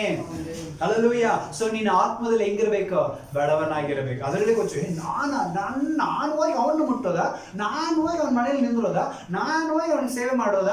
ಯೇಸುಸ್ವಾಮಿನೇ ಎಲ್ಲ ಬಿಟ್ಟು ತೆಗೆದಿಟ್ಟು ಬಂದು ಶಿಷ್ಯರ ಕಾರಣ ಹಿಡಿದು ಸೇವೆ ಮಾಡಿದ. ಆಮೇಲೆ ಅದರಲ್ಲಿ ಅಂದ ಮೇಲೆ ನಾವು ಕೊಚ್ಚಿಕೊಳ್ಳೋದ್ರಲ್ಲಿ ಏನೂ ಇಲ್ಲ, ಖಾಲಿ ಪೀಲಿ. ಸತ್ತ ಮೇಲೆ 4 ಜನ ಬೇಕು, ಈಗ ಅದಕ್ಕೂ ಗತಿ ಇಲ್ಲ. ಆಮೇಲೆ ಅದರಲ್ಲಿ ಕರೆಕ್ಟ್ ಅಲ್ಲ, ಈಗ ಅದಕ್ಕೂ ಏನಿಲ್ಲ, ಗತಿ ಇಲ್ಲ. ಆದ ಕಾರಣ ನಾವು ಇರೋ ತನಕ ಆತ್ಮದಲ್ಲಿ ಹೆಂಗಿರೋಣ, ಬಡವರಾಗಿರೋಣ. ಹಲ್ಲೆಲೂಯಾ. ದೊಡ್ಡ ದೊಡ್ಡ ಮನೆ ಬೇಕು, ದೊಡ್ಡ ದೊಡ್ಡ ಬಂಗಲ ಬೇಕು, ಕಾರ್ ಬೇಕು, ದೊಡ್ಡ ಒಳ್ಳೆ ರೇಷ್ಮೆ ಸೀರೆಗಳು ಬೇಕು, ಬಂಗಾರಗಳು ಬೇಕು, ಐಡೂರುಗಳು ಬೇಕು, ವಜ್ರಗಳು ಬೇಕು, ಯಾವುದೋ ಬೇಡ. ಅಲ್ಲೂ ಇರೋ ತನಕ ಪ್ರೀತಿ ವಿಶ್ವಾಸದಿಂದ ನಡೆ ನುಡಿನ ಕಾಪಾಡ್ಕೊಂಡು ಪರಲೋಕ ರಾಜ್ಯ ಹೋದ್ರೆ ಸಾಕು. ಅದಕ್ಕೆ ಬೇಕಾಗಿರೋದು ಆತ್ಮದಲ್ಲಿ ಬಡತನ. ಶ್ರೀಮಂತತನ ಇದ್ರೆ ಪರಲೋಕ ರಾಜ್ಯಕ್ಕೆ ಹೋಗಂಗಿಲ್ಲ ಅಂತ. ಅದಕ್ಕೆ ದೇವರು ಹೇಳ್ತಾರೆ, ಒಂಟೆ ಕೂಡ ಸೂಜಿನ ಕಿವಿಯಲ್ಲಿ ಏನ್ ಮಾಡ್ಬೋದು, ಹೋಗ್ಬೋದು, ಶ್ರೀಮಂತನಲ್ಲಿ ಬಂದು ಸೇರೋಂಗಿಲ್ಲ, ಪರಲೋಕ ರಾಜ್ಯಕ್ಕೆ ಬರೋಂಗಿಲ್ಲ ಅಂತ ದೇವರು ಕ್ಲಿಯರ್ ಆಗಿ ಹೇಳಿದ್ದಾನೆ. ಅಂದ್ರೆ ನೀನು ಆತ್ಮದಲ್ಲಿ ಬಡವನಾಗಿದ್ರೆ ಪರಲೋಕ ರಾಜ್ಯ ನಿಂದೆ. ಆಮೇಲೆ ಅಲ್ಲೆಲ್ಲೂ ಯಾವ್ದೇ ಕಾರಣ ಆತ್ಮದಲ್ಲಿ ಹೆಂಗಿರ್ಬೇಕು, ನಾವು ಬಡವರಾಗಿರೋಣ. ಅದು ವಿಶ್ವಾಸಿಗಳಿಗೆ ಒಂದು ಮಾದರಿಯಾಗಿರುತ್ತೆ. ಅಲ್ಲೆಲ್ಲೂಯ್ಯ. ಸೊ 5ನೇದಾಗಿ ವಾಕ್ಯ ಹೇಳ್ತಾ ಇದೆ, ಇನ್ ಫೈತ್, ನಂಬಿಕೆ, ವಿಶ್ವಾಸ. ನಾವು ನಂಬಿಕೆಯಲ್ಲಿ ಈಗಿರ್ಬೇಕ್ರಿ, ಶ್ರದ್ಧೆಯುಳ್ಳವರಾಗಿರ್ಬೇಕು. ನಂಬಿಕೆ ವಿಷಯದಲ್ಲಿ ನಾವು ತುಂಬಾ ನೋಡ್ತೇವೆ. ಶಾಶ್ವತ ಕಾಣಿನ ನಂಬಿಕೆ ಇದ್ರೆ ಸಾಕು, ಬೆಟ್ಟವನ್ನು ಹೋಗಿ ಬೀಳು ಅಂದ್ರೆ ಬೀಳುತ್ತೆ. ಹಲ್ಲೆಲೂಯಾ. ಸೊ ದೇವರ ಸಮ್ಮುಖದಲ್ಲಿ ಎಷ್ಟು ನಂಬಿಕೆಯುಳ್ಳವರಾಗಿದ್ದೀವೋ ಮನುಷ್ಯರ ಮಧ್ಯದಲ್ಲಿ ಅಷ್ಟೇ ನಂಬಿಕಸ್ಥರಾಗಿರ್ಬೇಕು. ದೇವರು ನಮ್ಮ ಜೀವಿತದಲ್ಲಿ ನಂಬಿಕಸ್ಥನಾಗಿರ್ಬೇಕು ಅಂತ ಇಷ್ಟಪಡೋ ಪ್ರಕಾರ ನಾವು ಸಹ ದೇವರ ಸಮ್ಮುಖದಲ್ಲಿ ಹೆಂಗಿರ್ಬೇಕು, ನಂಬಿಕೆ ಉಳ್ಳವರಾಗಿಯೇ ಇರಬೇಕು. ಆಮೆನ್. ಹಲ್ಲೆಲೂಯಾ. ಸೊ ವಾಕ್ಯ ನೋಡ್ತಾ ಇದೆ ಮ್ಯಾಥ್ಯೂ 25:23, ಮತ್ತಾಯನ ಬರೆದಂತ ಪುಸ್ತಕ 25ನೇ ಅಧ್ಯಾಯ 23ನೇ ವಚನ. 23ನೇ ವಚನ. ಅವನ ದಣಿಯು ಅವನಿಗೆ, ಬಲ ನಂಬಿಗಸ್ತನಾದ ಒಳ್ಳೆ ಆಳು ನೀನು, ಬಲ ನಂಬಿಗಸ್ತನಾದ ಒಳ್ಳೆ ಆಳು ನೀನು, ಸ್ವಲ್ಪ ಕೆಲಸದಲ್ಲಿ ನಂಬಿಗಸ್ತನಾಗಿದ್ದಿ, ದೊಡ್ಡ ಕೆಲಸದಲ್ಲಿಯೂ ನಿನ್ನನ್ನು ಏನ್ ಮಾಡ್ತೇನೆ, ಇಡುತ್ತೇನೆ. ಸ್ವಲ್ಪ ವಿಷಯದಲ್ಲಿ ನಾವು ಹೆಂಗಿರಬೇಕು, ನಂಬಿಗಸ್ತರಾಗಿದ್ರೆ ದೊಡ್ಡ ವಿಷಯದಲ್ಲಿ ಕೂಡ ನಾವು ಹೆಂಗಿರುತ್ತೇವೆ, ನಂಬಿಗಸ್ತರಾಗಿರುತ್ತೇವೆ. ಆಮೆನ್. ಹಲ್ಲೆಲೂಯಾ. ಆದ ಕಾರಣ ಸೊ ನಾವು ದೇವರ ಮುಂದೆ, ಮನುಷ್ಯರ ಮುಂದೆ ನಂಬಿಗಸ್ತರಾಗಿರ್ಬೇಕು. ನಂಬುವವರಿಗೆ ನಾವು ನಂಬಿಗಸ್ತರಾಗಿರ್ಬೇಕು. ದೇವರು ನಾವು ನಮ್ಗೆ ತನಕ ಹೇಳ್ತೇವೆ, ದೇವರೇ ನೀನು ನಮ್ಮ ನಂಬಿಕೆಯನ್ನು ಉಳಿಸು, ಪ್ರಾರ್ಥನೆ ಮಾಡ್ತೀವಲ್ಲ ಅದೇ ಪ್ರಕಾರ ಮನುಷ್ಯರ ಮುಂದೆ ನಾವು ನಂಬಿಕೊಳ್ಳವರಾಗಿರಬೇಕು. ಆಮೆನ್. Hallelujah, hallelujah. ಸೊ ದೇವರ ಸಮ್ಮುಖದಲ್ಲಿ ನಾವು ಹೆಂಗಿರೋಣ? ನಂಬಿಕೆ ಉಳ್ಳವರಾಗಿರೋಣ. ಆಮೆನ್. ಹಲ್ಲೆಲೂಯಾ. ನಂಬಿಕೆನ ಉಳಿಸಿಕೊಳ್ಳುವರ. ಸ್ವಲ್ಪ ವಿಷಯದಲ್ಲಿ ನೀನು ನಂಬಿಕಸ್ಥರಾಗಿರಬೇಕು, ಚಿಕ್ಕ ವಿಷಯದಲ್ಲಿ ನಂಬಿಕಸ್ಥರಾಗಿರಬೇಕು. 10 ರೂಪಾಯಿ ನಿನ್ನ ಹತ್ರ ಒಬ್ರು ನಂಬಿ ಕೊಟ್ಟಿದ್ರು, ಆ 10 ರೂಪಾಯಿ ವಿಷಯದಲ್ಲಿ ನೀನು ನಂಬಿಕಸ್ಥನಾಗಿರಬೇಕು, ಸರಿಯಾದ ಲೆಕ್ಕವನ್ನು ಕೊಡಬೇಕು. ಅಂದ್ರೆ ದೊಡ್ಡ ಪ್ರಮಾಣದಲ್ಲಿ ಅವನು ನಿನ್ನ ಏನ್ ಮಾಡ್ತಾನೆ? ಉಳಿಸಲಿಕ್ಕೆ ಆತನು ಶಕ್ತನಾಗಿದ್ದಾನೆ. ಹಲ್ಲೆಲೂಯಾ. ಒಂದು ಚಿಕ್ಕ ಕತೆ, ನನ್ನ ಸಮಯ ಎಲ್ಲ ಬೇಗ ಹೇಳಿ ನಾನು ಮುಂದೆ ಹೋಗ್ತೇನೆ. ಒಬ್ಬ ದೊಡ್ಡ ಒಂದು ಶ್ರೀಮಂತ ಇದ್ದ, ಅವನಿಗೆ ಯಾವುದೇ ಮಕ್ಕಳಿಲ್ಲ. ಇದು ಆಲ್ರೆಡಿ ಹೇಳಿದೆ ನಿಮಗೆ, ಅವನಿಗೆ ಯಾವುದೇ ಏನಿಲ್ಲ, ಮಕ್ಕಳಿಲ್ಲ. ಹಾಗಾಗಿ ಒಂದಿನ ಏನ್ ಮಾಡ್ತಾನೆ, ಇಷ್ಟು ದೊಡ್ಡ ಆಸ್ತಿಗೆ ನಾನು ಯಾರೋ ಒಬ್ಬ ವಾರಿಸನ್ನು ಏನ್ ಮಾಡ್ಬೇಕು, ತಗೋಬೇಕಂತ ಹೇಳಿ ಆ ಕಂಪನಿಯಲ್ಲಿ ಇದ್ದವ್ರು ಎಲ್ಲರೂ ಏನ್ ಮಾಡ್ತಾ ಇದ್ದಾನೆ, ಕರೆಸಿ ಅವರೆಲ್ಲರನ್ನ ಕುಂದರ್ಸಿ ಏನ್ ಮಾಡ್ತಾ ಇದ್ದಾನೆ, ಒಂದೇ ಒಂದು ಮಾತು ಹೇಳ್ತಾ ಇದ್ದಾನೆ, ನೋಡ್ರಪ್ಪ ನನಗಂತರೂ ಮಕ್ಕಳು ಮರಿ ಇಲ್ಲ, ಸೊ ಆದ ಕಾರಣ ಇಂಥ ದೊಡ್ಡ ಆಸ್ತಿನ ನಾನು ಯಾರ್ದೋ ಒಂದು ಪಾಲಿಗೆ ಬಿಟ್ಟು ಹೋಗ್ಲಿಕ್ಕೆ, ನೀವು ಇಷ್ಟು ವರ್ಷ ನನ್ನ ನಂಬಿಕೆಯಲ್ಲಿ ಕೆಲಸ ಮಾಡ್ಕೊಂಡು ಬಂದಿದ್ದೀರಿ, ಹಾಗಾಗಿ ನಿಮ್ಮಲ್ಲಿ ಒಬ್ಬರಿಗೆ ನಾನು ಏನ್ ಮಾಡ್ತೀನಿ, ನಾನು ಇಷ್ಟು ಆಸ್ತಿ ನಾನು ಏನ್ ಮಾಡ್ಬಿಡ್ತೀನಿ, ಬರೆದು ಕೊಟ್ಟು ಬಿಡ್ತೀನಿ. ಆದ್ರೆ ನೀವು ಯಾರು ನನ್ನ ವಿಷಯದಲ್ಲಿ ಹೆಂಗಿದ್ದೀರಿ ಅಂತ ಹೇಳಿ ನಾವು ಚಿಕ್ಕ ಒಂದು ಏನ್ ಮಾಡ್ತೀನಿ, ಒಂದು ಪರೀಕ್ಷೆ ಇಡ್ತೇನೆ. ಆ ಪರೀಕ್ಷೆನ ಏನ್ ಮಾಡ್ರಿ, ನೀವು ಪಾಸ್ ಆದ್ರೆ ನಾನು ಏನ್ ಮಾಡ್ಬಿಡ್ತೀನಿ, ನಿಮಗೆ ನಾನು ಇಷ್ಟು ಆಸ್ತಿನ ಏನ್ ಮಾಡ್ಬಿಡ್ತೀನಿ, ಬರೆದು ಕೊಟ್ಟು ಬಿಡ್ತೀನಿ ಅಂತ ಹೇಳ್ತಾನೆ. ಓ ಆಯ್ತು, ಸೂಪರ್ ಅಂತ ಹೇಳಿ ಎಲ್ಲರಿಗೊಂದು ಖುಷಿ. ಆಯ್ತು, ಹೇಳ್ರಿ ಏನ್ ಮಾಡ್ಬೇಕಂತ ಹೇಳಿ ಅಂತ ಕೇಳುವಾಗ ಅವನು ಏನ್ ಮಾಡ್ತಾನೆ, ಕೆಲವೊಂದು ಬೀಜಗಳನ್ನು ತಗೊಂಡ್ ಬಂದಿದ್ದಾನೆ. ಕೆಲವೊಂದು ಬೀಜಗಳನ್ನ ಏನ್ ಮಾಡ್ತಾನೆ, ತಂದು ಅವ್ರ ಕೈಯಾಗ ಏನ್ ಮಾಡ್ತಾನೆ, ಕೊಟ್ಟಿದ್ದಾನೆ. ಹಲ್ಲೆಲೂಯಾ. ನೋಡ್ರಪ್ಪ, ಒಬ್ಬೊಬ್ಬರಿಗೆ ಒಂದು ರೀತಿಯಾದ ಒಂದು ಬೀಜಗಳಿದೆ. ಇದನ್ನ ಏನ್ ಮಾಡ್ರಿ, ನೀವು ತಗೊಂಡೋಗ್ರಿ, ಒಂದು ಪಾತ್ನಲ್ಲಿ ಏನ್ ಮಾಡ್ರಿ, ಹಾಕ್ರಿ, ನೀರ್ ಹಾಕ್ರಿ, ಗೊಬ್ಬರ ಹಾಕ್ರಿ, ಅದನ್ನ ಏನ್ ಮಾಡ್ರಿ, ಚೆನ್ನಾಗಿ ಬೆಳೆಸ್ರಿ. ಯಾರ್ದು ತುಂಬಾ ಚೆನ್ನಾಗಿ ಬೆಳೆದು ಬಂದಿದೆಯೋ ನಾ ಬಂದು ನೋಡ್ತೀನಿ. ಸೊ ಅದ್ರಲ್ಲಿ ತುಂಬಾ ಚೆನ್ನಾಗಿ ಬೆಳೆದು ಬಂದಿದ್ದನ್ನ ಏನ್ ಮಾಡ್ತೀನಿ, ತುಂಬಾ ಯಾರ್ದು ತುಂಬಾ ಶ್ರೇಷ್ಠವಾಗಿ ಬೆಳೆದು ಬಂದಿದೆಯೋ ಅವರೇ ಈ ಎಲ್ಲ ಆಸ್ತಿಗೂ ವಾರಿಸುದಾರರು ಎಂಬುದಾಗಿ ಅವನು ಹೇಳ್ತಾರೆ. ಎಲ್ಲರೂ ಖುಷಿ, ಆಯ್ತು ಬಿಡು, ಇವತ್ತಿಂದ ಅದೇ ನನ್ನ ಕೆಲಸ ಅಂತ ಹೇಳಿ ಎಲ್ಲರೂ ಕೊಡ್ರಿ ಅಂತ ಒಬ್ಬೊಬ್ರಿಗೆ ಒಂದೊಂದು ರೀತಿಯಾದ ಬೀಜಗಳು ಏನ್ ಮಾಡಿದ್ರು, ಕೊಟ್ರು. ಅದೇ ಮೇಲೆ ರೀತಿ ಅವ್ರು ಏನ್ ಮಾಡಿದ್ರು, ತಗೊಂಡು ಹೋದ್ರು. ಎಲ್ಲರೂ ಏನ್ ಮಾಡ್ತಾರೆ, ಆ ಒಂದು ಪಾಟ್ ನಲ್ಲಿ ಆ ಬೀಜ ಹಾಕಿ ಅದನ್ನ ಏನ್ ಮಾಡ್ತಾರೆ, ನೀರು ಹಾಕಿ, ಗೊಬ್ಬರ ಹಾಕಿ, ಅದು ಹಾಕಿ, ಇದು ಹಾಕಿ ತುಂಬಾ ಚೆನ್ನಾಗಿ ಬೆಳೆಸ್ತಾ ಇದ್ದಾರೆ. ತುಂಬಾ ಚೆನ್ನಾಗಿ ಏನ್ ಮಾಡಿದೆ, ಬೆಳೆದು ಬಂದೈತಿ. ಎಲ್ಲರೂ ದಿನ ದಿನ ಏನ್ ಮಾಡೋದು, ಎದ್ದ ತಕ್ಷಣ ರಾತ್ರಿ ಮಲಗಿದ ತಕ್ಷಣ ಹೋಗಿ ನೋಡೋದು, ಬೆಳೆದಿದ್ಯಾ ಬೆಳೆದಿದ್ಯಾ ಬೆಳೆದಿದ್ಯಾ ಬೆಳೆದಿದ್ಯಾ ಅಂತ ಹೇಳಿ. ಆಮೇಲೆ ದಿನ ಬಂದು ಆಫೀಸ್ ನಲ್ಲಿ ಒಂದು ಕಂಪನಿಯಲ್ಲಿ ಕೆಲಸ ಮಾಡೋದಕ್ಕಿಂತ ನಿಂದೆಷ್ಟು ಬೆಳೆದಿದೆ, ನಿಂದೆಷ್ಟು ಬೆಳೆದಿದೆ, ನಮ್ದು ಹಿಂಗಾಗಿತ್ತಿ, ನಂದು ಹಂಗ, ಇದೇ ಮಾತು ಜಾಸ್ತಿ ಆಗಿತ್ತು. ಯಾಕಂದ್ರೆ ಆಸ್ತಿ ಅಲ್ಲ ಅದೆಲ್ಲ, ಹಾಗಾಗಿ ಕೆಲಸಕ್ಕಿಂತ ಮಾತು ಜಾಸ್ತಿ ಆಗಿತ್ತು, ಹಂಗೆ ಬೆಳೀತಿತ್ತು. ಆದ್ರೆ ಲಾಸ್ಟ್ ದಿನ ಬಂತು, ಅಂದ್ರೆ ಆ ಒಂದು ಯಜಮಾನನ ಹೇಳಿದ ಸಮಯ ಏನಾಯ್ತು, ಬಂತು. ಇವತ್ತು ಎಲ್ಲರೂ ಏನ್ ಮಾಡ್ಬೇಕು, ನಾಳೆ ನೀವು ಬರುವಾಗ ತಗೊಂಡ್ ಬಂದು ಬಿಡ್ರಿ ಅಂತ ಹೇಳುವಾಗ ಎಲ್ಲರೂ ತಗೊಂಡು ಹೋಗ್ತಾರೆ. ಆದ್ರೆ ಆ ಕಂಪನಿಯಲ್ಲಿ ಕೆಲಸ ಮಾಡ್ತಾ ಇದ್ದ ಪ್ಯೂನ್ ಮಾತ್ರ ಏನ್ ಮಾಡ್ತಾ ಇದ್ದಾನೆ, ಅವನು ಅಂದ್ರೆ ಬಡವನಾಗಿದ್ದ, ಅವನು ಬಿತ್ತಿದ ಬೀಜ ಮಾತ್ರ ಏನ್ ಮಾಡ್ಲಿಲ್ಲ, ಬೆಳೀಲೇ ಇಲ್ಲ. ಅದರಲ್ಲೂ ಅದು ಮೇಲೆ ಬರಲೇ ಇಲ್ಲ, ಬೆಳೀಲೇ ಇಲ್ಲ. ಅವನು ದಿನ ನೀರ್ ಹಾಕಿದಾನೆ, ಗೊಬ್ಬರ ಹಾಕಿದ್ದಾನೆ. ಹಾಗಾಗಿ ಅವನು ಅವತ್ತು ಆಫೀಸ್ ಹೋಗ್ಲಿಕ್ಕೆ ಏನ್ ಮಾಡ್ಲಿಲ್ಲ, ಮನಸ್ಸು ಬಂದಿಲ್ಲ. ಬೇಡ ಬಿಡಿ ಇವತ್ತು. ಅವಾಗ ಅವನ ಹೆಂಡತಿ ಬಂದು, ಯಾಕ್ರಿ ಕೆಲ್ಸಕ್ಕೆ ಹೋಗ್ಲಿಲ್ವಾ? ಇಲ್ಲ, ನಮ್ಮ ಯಜಮಾನ ಹಿಂಗೆ ಹೇಳಿದ.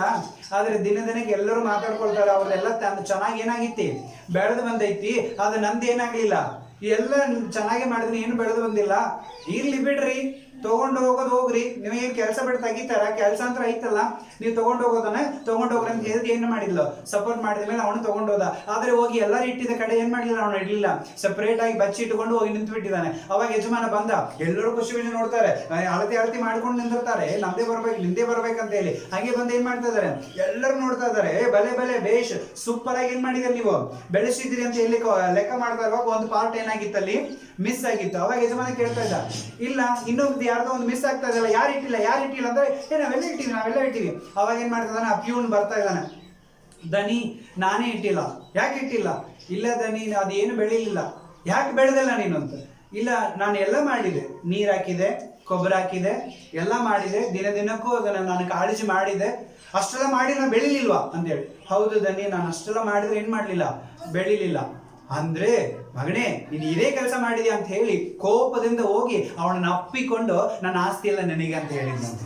ಆಮೇಲೆ ಹಲ್ಲೆಲೂಯಾ. ಅವಾಗ ಅಲ್ಲಿದ್ದವ್ರಿಗೆ ಎಲ್ಲರಿಗೂ ಒಂಥರ ಗಾಬರಿ, ಒಂಥರ ವಿಚಿತ್ರ ಆಯ್ತು. ನಾವೆಲ್ಲ ಇಷ್ಟು ಚೆನ್ನಾಗಿ ಬೆಳೆಸಿದ್ದೀವಿ, ಎಷ್ಟೆಲ್ಲ ಮಾಡಿದೀವಿ, ಅದೇ ಒಂದು ಏನು ಬೆಳಿಲಿಲ್ಲ, ಇದು ಏನ್ ಬಂದಿಲ್ಲ, ಇವನು ಮಾತ್ರ ಹೆಂಗ್ ಕೊಟ್ಟಿರಿ ಅಂತ. ಅವಾಗ ದನಿ ಬಂದು ಹೇಳಿದ್ರಂತೆ, ನಾನು ನಿಮಗೆ ಕೊಟ್ಟಿದ್ದೆಲ್ಲ ಫೇಕ್ ಸೀಡ್ಸ್. ಅಂದ್ರೆ ಅದೇನದು, ಮೊಳಕೆ ಹೊಡಿಲಾರ್ದಂತ ಹಾ, ಅದು ಮೊಳಕೆ ಬಾರದೆ ಇರುವಂತ ಬೀಜಗಳನ್ನ ಏನ್ ಮಾಡಿದೆ ನಿಮಗೆ ಕೊಟ್ಟಿದೆ. ಅದು ಆಲ್ರೆಡಿ ಸತ್ತು ಹೋಗಿದೆ ಬೀಜಗಳು. ಅದು ಎಷ್ಟು ಬಿತ್ತಿದ್ರೆ ಏನ್ ಕೊಡಂಗಿಲ್ಲ, ಅದು ಮೇಲೆ ಬರೋದೇ ಇಲ್ಲ. ಆದ್ರೆ ನೀವು ಮೇಲೆ ಇರುವಂತ ಆಲೆಯಲ್ಲಿ ಯಾವ ಚಿತ್ರ ಇದೆಯೋ ಅದ್ರ ತಕ್ಕಂತ ನೀವೇ ಬೀಜಗಳನ್ನ ಏನ್ ಮಾಡಿದಿರಿ, ತಗೊಂಡ್ ಬಂದು ಹಾಕೊಂಡು ನಿಮ್ಮ ಇಷ್ಟಕ್ಕೆ ಏನ್ ಮಾಡಿದಿರಿ, ಆಸ್ತಿಗೋಸ್ಕರ ಬೆಳೆಸಿದ್ರಿ. ಆದ್ರೆ ಇವನು ಮಾತ್ರ ಅವನ ಮೇಲಿರುವ ಚೀಟಿ ನೋಡಿಲ್ಲ, ಒಳಗಿರುವ ಬೀಜ ನೋಡಿಲ್ಲ, ನಾನು ಕೊಟ್ಟಿದ್ದ ಬೀಜವನ್ನು ಹಾಗೇ ಬಿತ್ತಿದ್ದ. ಹಾಗಾಗಿ ಇವನೇ ನಂಬಿಗಸ್ತನಾಗ ಹಾಲು, ನನ್ನ ಆಸ್ತಿ ಎಲ್ಲ ಇವನಿಗೆ. ಆಮೇಲೆ ಸ್ವಲ್ಪ ವಿಷಯದಲ್ಲಿ ನಂಬಿಗಸ್ತನಾಗಿರೋ, ದೊಡ್ಡ ಪ್ರಮಾಣದಲ್ಲಿ ದೇವರು ನನ್ನನ್ನು ಆಶೀರ್ವಾದ ಮಾಡುತ್ತಾನೆ. ಅಲ್ಲದೆ ದೇವರ ಮಕ್ಕಳಿಗೆ ಬೇಕಾಗಿರೋದು ನಂಬಿಕೆ. ಎಲ್ಲರ ಹತ್ರ ನಂಬಿಕೆ ನೋಡಿಸ್ಕೋಬೇಕ್ರಿ. ಅಲ್ಲೆಲ್ಲೂಯ್ಯ. ನೀನು ಎಂತ ದೊಡ್ಡ ಆಫೀಸ್ ನಲ್ಲಿ ಕೆಲಸ ಮಾಡು, ಅಥವಾ ವ್ಯಾಪಾರದಲ್ಲಿ ಕೆಲಸ ಮಾಡು, ಇಲ್ವಾ ಯಾರೋ ಬಡವರ ಮನೆಯಲ್ಲಿ ಕೆಲಸ ಮಾಡು, ನೀನು ಎಲ್ಲಿ ಬೇಕಾದ್ರೆ ಕೆಲಸ ಮಾಡು, ಆದ್ರೆ ನೀ ಮಾಡುವಂತ ಕೆಲಸದಲ್ಲಿ ನಂಬಿಗಸ್ತನಾಗಿರು. ಅಲ್ಲೆಲ್ಲೂಯ್ಯ. ನೀನು ಯಾರಿಗೆ ಕೆಲಸ ಮಾಡ್ತೀಯ ಅವನಿಗೆ ನಿಯತ್ತಾಗಿರು. ಅಲ್ಲೆಲ್ಲೂಯ್ಯ. ಅಂದ್ರೆ ನಿಜವಾಗ್ಲೂ ನಿನ್ನನ್ನ ಏನ್ ಮಾಡ್ತಾನೆ, ಅವನೇ ನಿನ್ನ ಯೋಗ್ಯವಾದ ಸ್ಥಾನಕ್ಕೆ ಕರ್ಕೊಂಡೊಳಗೆ ಹೋಗ್ಲಿಕ್ಕೆ ಆತನು ಶಕ್ತನಾಗಿರ್ತಾನೆ. ಅಲ್ಲೆಲ್ಲೂಯ್ಯ. ಸೊ ಕೊನೆಯದಾಗಿ 6ನೇದಾಗಿರುವಂತ ಒಂದು ವಿಷಯ ಏನಂದ್ರೆ ಶುದ್ಧತ್ವ, ಪ್ಯೂರಿಟಿ. ತಮಿಳಿನಲ್ಲಿ ಹೇಳೋದಂದ್ರೆ ಕರ್ಪು ಅಂದ್ರೆ ಏನದು, ಇನ್ನೂ ಕ್ಲಿಯರ್ ಆಗಿ ಶೀಲ ಅಂತಾರಲ್ಲ ಅದು. ಅಲ್ಲಲ್ಲಿ ಪ್ಯೂರಿಟಿ ಅಂದ್ರೆ ಏನದು ಕನ್ನಡದಲ್ಲಿ? ಶುದ್ಧತ್ವ. ಇನ್ನೊಂದು ಕರ್ಪು ಅಂದ್ರೆ ಏನು ತೆಲುಗಿನಲ್ಲಿ చెప్పండి.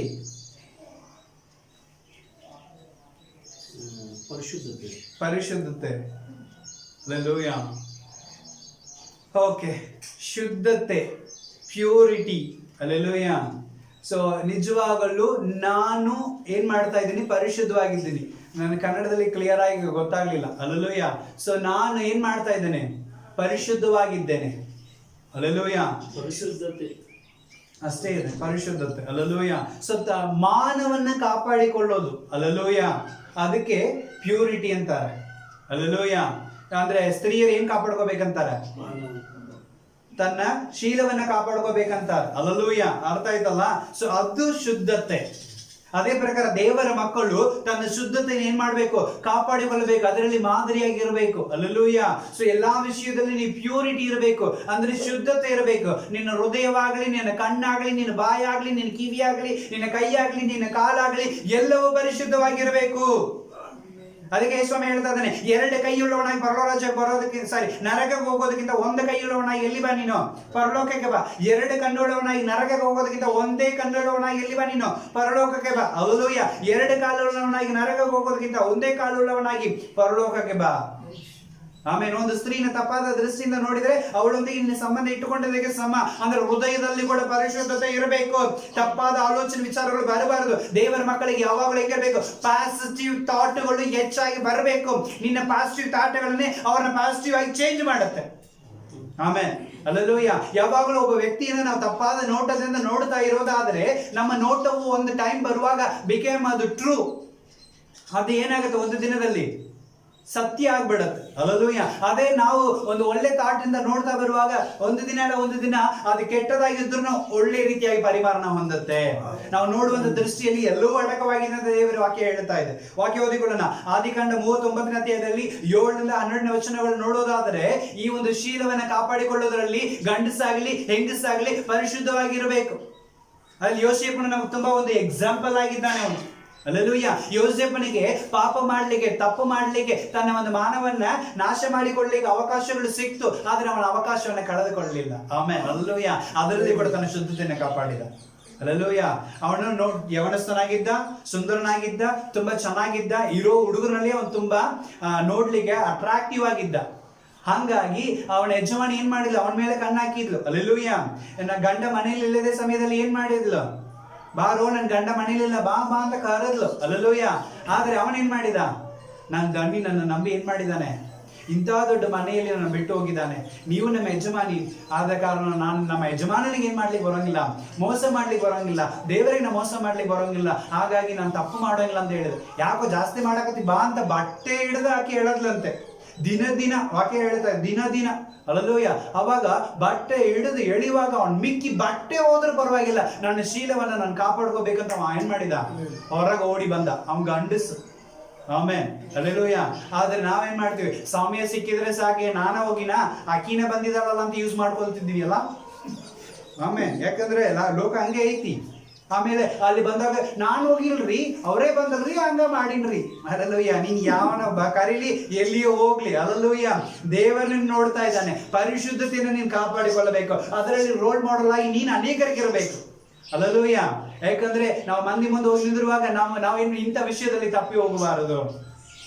ಫಸ್ಟ್ ನೀನು ನಟ್ಟು ನೋಡ್ಕೋ, ನೀನು 4 ಮಂದಿ ಇಟ್ಕೊಂಡಿದ್ದಿ, ಮತ್ತೆ ನಮ್ಮ ಸಂಸಾರನ ನೀನ್ ಮಾಡ್ಲಿಕ್ಕೆ ಬಂದಿದ್ದಿ, ಸರಿ ಮಾಡ್ಲಿಕ್ಕೆ ಬಂದಿದ್ದೀನ ಅಂತ ಹೇಳಿ ಮಂದಿ ಮುಂದೆ ಮಾತಾಡಿದ್ರೆ ನಮ್ಮ ಮಾನ ಮರ್ಯಾದೆ ಹೋಗುತ್ತೆ. ಪರಿಶುದ್ಧತೆ ಬೇಕು. ಅಲ್ಲ, ಯವನಸ್ಥನಿಗೆ ಬೇಕಾಗಿರೋದು ಪ್ಯೂರಿಟಿ. ಅಲ್ಲೂಯ್ಯ, ಯಾಕೋ ಅದಕ್ಕೆ ತಿಮೋಥೆಯನಿಗೆ ಹೇಳ್ತಾ ಇರುವಾಗ 5ನೇ ಅಧ್ಯಾಯ ನಡೆಸ್ತಾ ಇದೆ 5:1-2 ನೀನು ದೊಡ್ಡ ಸ್ತ್ರೀಗಳನ್ನು ನೋಡುವಾಗ ನಿನ್ನ ತಾಯಿಂದ್ರ ತರ ನೋಡು. ಅಲ್ಲೆಲ್ಲೂಯ್ಯ, ಚಿಕ್ಕ ವಯಸ್ಸಿನ ಹುಡುಗಿಯರನ್ನು ನೋಡುವಾಗ ನಿನ್ನ ಅಕ್ಕ ತಂಗಿ ತರ ನೋಡು ಎಂಬುದಾಗಿ ಹೇಳ್ತಾ ಇದ್ದಾನೆ. ಅಲ್ಲೆಲ್ಲೂಯ್ಯ, ನೀನು ಕಟ್ಟಿಕೊಂಡಿದ್ದ ಹೆಂಡತಿನ ಮಾತ್ರ ಹೆಂಡತಿ ತರ ನೋಡು. ಆಮೇಲೆ ಅವಳಿಗೆ ನೀನು ಮೋಸ ಮಾಡಬೇಡ. ಅಲ್ಲೆಲ್ಲೂಯ್ಯ, ಅರ್ಥ ಆಯ್ತಲ್ಲ? ಪ್ಯೂರಿಟಿ. ದೇವ ನಮಗೆ ಯಾವನ್ನ ಕೊಟ್ಟಿದ್ದನೋ ಅವ್ರನ್ನ ಆ ರೀತಿಯಾಗಿ ನೋಡ್ಬೇಕು. ಅದರಲ್ಲಿ ಪರಿಶುದ್ಧತೆ ಇರೋದು. ಅಲ್ಲೆಲ್ಲೂಯ್ಯ, ಇದು ವಾಕ್ಯ ಮತ್ತೆ 5ನೇ ಅಧ್ಯಾಯ 8ನೇ ವಚನದಲ್ಲಿ ನಾವು ನೋಡ್ತೇವೆ. Matthew chapter 5:8. ನಿರ್ಮಲ ಚಿತ್ತರು ಧನ್ಯರು, ಅವರು ದೇವರನ್ನು ನೋಡುವುದು. ನಿರ್ಮಲ ಚಿತ್ತರು, ಬೇರೆ ಟ್ರಾನ್ಸ್ಲೇಷನ್ ಇದೆಯಾ? ಇಂಗ್ಲಿಷ್ ನಲ್ಲಿ ಓದ್ರಿ. Blessed are the pure in heart. Pure in heart. They shall see the God. Hallelujah. ಯಾರೆಲ್ಲ ಹೃದಯದಲ್ಲಿ ಶುದ್ಧವುಳ್ಳವರಾಗಿದ್ದಾರೋ ಅವರೇ ಧನ್ಯರು, ಅವರು ದೇವರನ್ನು ನೋಡ್ತಾರೆ. ನಾವು ದೇವರು ನೋಡ್ಬೇಕಾ? ದೇವರು ನಮ್ಮನ್ನು ನೋಡ್ಬೇಕಾ? ನಾವು ಹೃದಯದಲ್ಲಿ ಪರಿಶುದ್ಧನಾಗಿರ್ಬೇಕು. ಹಲ್ಲೆಲೂಯಾ. ಅಂದ್ರೆ ನಾವು ಡೈರೆಕ್ಟ್ ಆಗಿ ದೇವರ ಹತ್ರ ಮಾತಾಡ್ಬೋದು, ದೇವರು ನನ್ನ ಹತ್ರ ಮಾತಾಡ್ತಾನೆ. ಹೃದಯದಲ್ಲಿ ಪರಿಶುದ್ಧತೆ ಇಲ್ಲ ಅಂದ್ರೆ ದೇವರು ನಾವು ನೋಡೋಕೆ ಆಗೋಂಗಿಲ್ಲ ಪ್ರಿಯರೇ.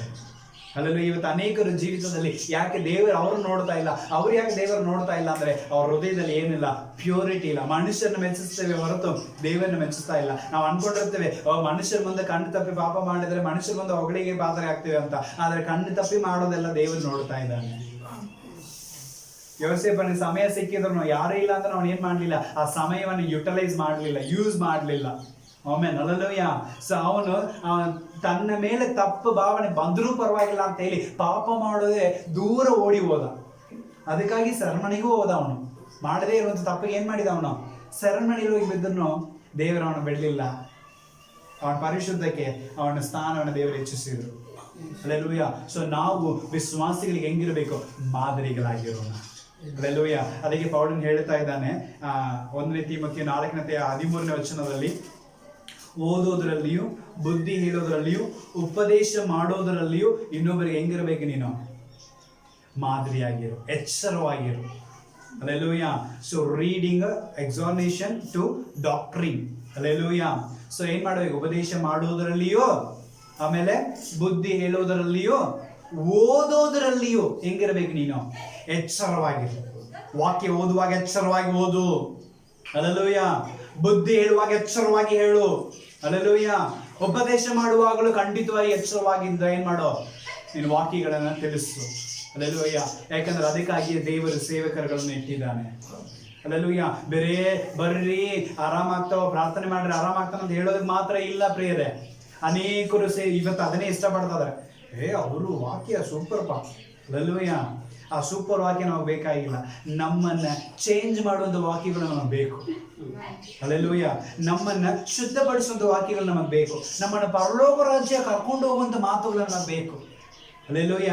ಯಾಕಂದ್ರೆ ಇವತ್ತು ಅನೇಕರು ಏನ್ ಮಾಡ್ತಾರೆ, ಬ್ಲೆಸ್ಸಿಂಗ್ಸ್ ಬ್ಲೆಸ್ಸಿಂಗ್ಸ್ ಬ್ಲೆಸ್ಸಿಂಗ್ಸ್. ನಮಗೆ ಆಶೀರ್ವಾದ ಇಲ್ಲ ಅಂದ್ರೆ ಪರವಾಗಿಲ್ಲ, ದೇವರ ರಾಜ್ಯಕ್ಕೆ ಹೋಗ್ಲಿಕ್ಕೆ ಬೇಕಾದ ಮಾತುಗಳು ಸಿಕ್ಕಿದ್ರೆ ಸಾಕು. ಎಚ್ಚರವಾಗಿರ್ಬೇಕು. ಎಲ್ಲಾ ಮಾತುಗಳು ಯೋಗ್ಯವಾದದಲ್ಲ. ಯಾಕಂದ್ರೆ ಅಂತ್ಯಕಾಲದಲ್ಲಿ ಕಲ್ಲೋಪದೇಶಗಳು ಅನೇಕ ಬರುತ್ತೆ. ಕಲ್ಲೋಪದೇಶಗಳು ಎದ್ದೇಳ್ತಾರೆ, ಕಲ್ಲ ಪ್ರವಾದಿಗಳು ಬರ್ತಾರೆ. ಆಮೇಲೆ ಹಾಗಾಗಿ ನಿಮ್ಮ ಮನಸ್ಸಲ್ಲಿ ಅವ್ರ ಕಡೆ ಹೋಗಬೇಡ. ಅಲ್ಲೆಲೂಯ್ಯ. ಸೊ ಸತ್ಯದ ಕಡೆಗೆ ನನ್ನ ಮನಸ್ಸು ಇರಲಿ ಅಂತ ದೇವರು ವಾಕ್ಯ ಹೇಳ್ತಾ ಇದೆ. ಇನ್ನು ವಾಕ್ಯ ಹೇಳ್ತಾ ಇದೆ 1 ಕೊರಿಂಥಿಯ 10ನೇ ಅಧ್ಯಾಯ 8ನೇ ವಚನ. 1 ಕೊರಿಂಥಿಯರಿಗೆ ಬರೆದಂತ ಪತ್ರಿಕೆ 10ನೇ ಅಧ್ಯಾಯ 8ನೇ ವಚನ, ಕೊನೆಯ ವಾಕ್ಯ. ಇದರ ಓದಿ ನಾವು ಪ್ರಾರ್ಥನೆ ಮಾಡೋಣ.